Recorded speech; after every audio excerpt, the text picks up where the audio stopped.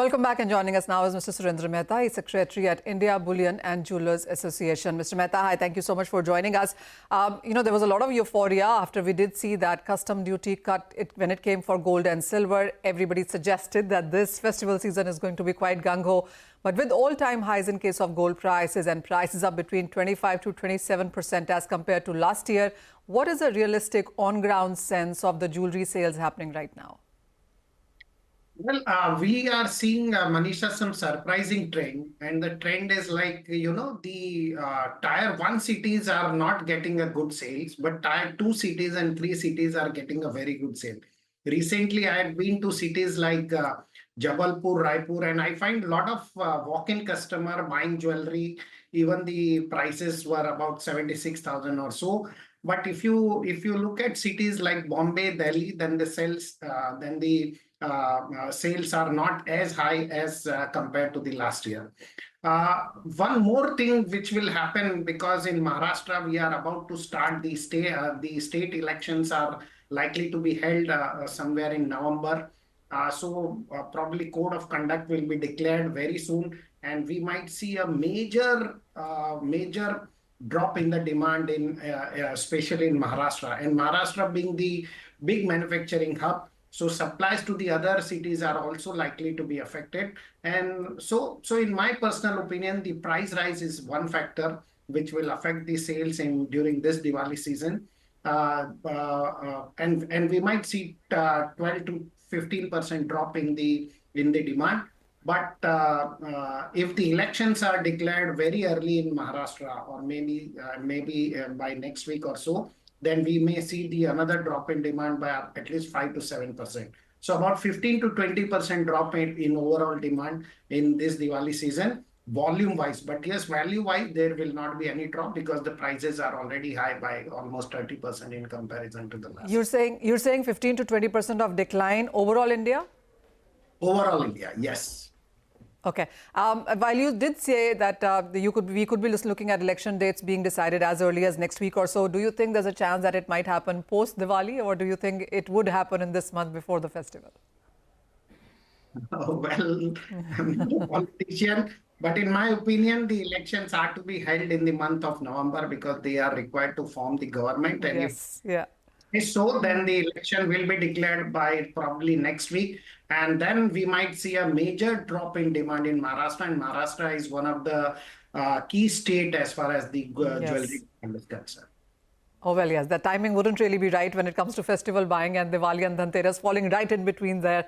Mr. Mehta, also, the kind of trend that we've seen, that buyings now happen across the year. Obviously, the volumes are higher for this quarter because this is when you have Dhanteras, Diwali, most of the other festivals, and then the wedding season, which comes in November and December. What's your sense in the overall year sales as well? This quarter is important, and you've said 15 to 20% of a decline is what we should be working with.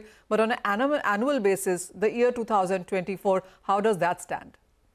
Well, I think we should be looking at about 7 to 8% drop in the overall demand.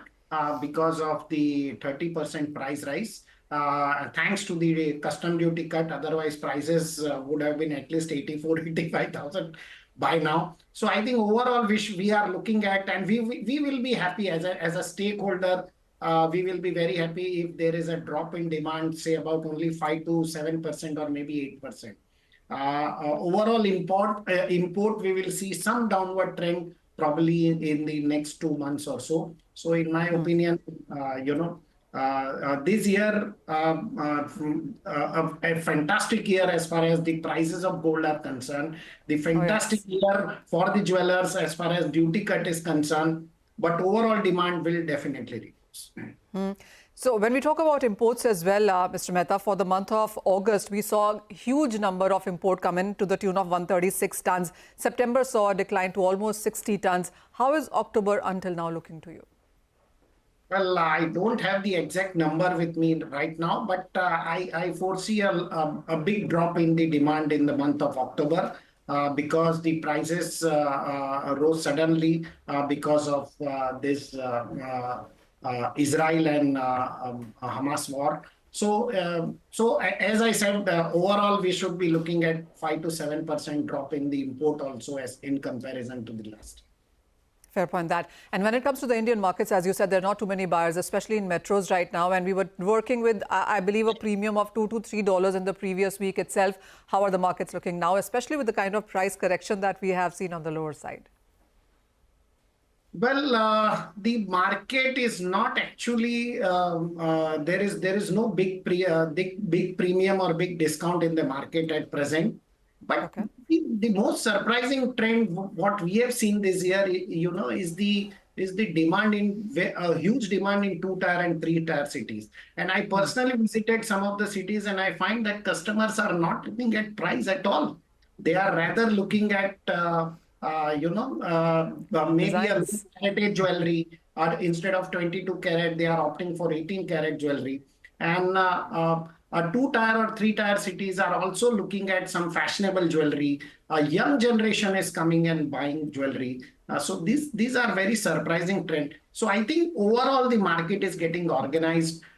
In fact, if you look at 2-tier and 3-tier cities, we find a lot of organized players have ventured into an public offer also. So I think Yes. somewhere big cities are lagging behind as far as organized market is concerned.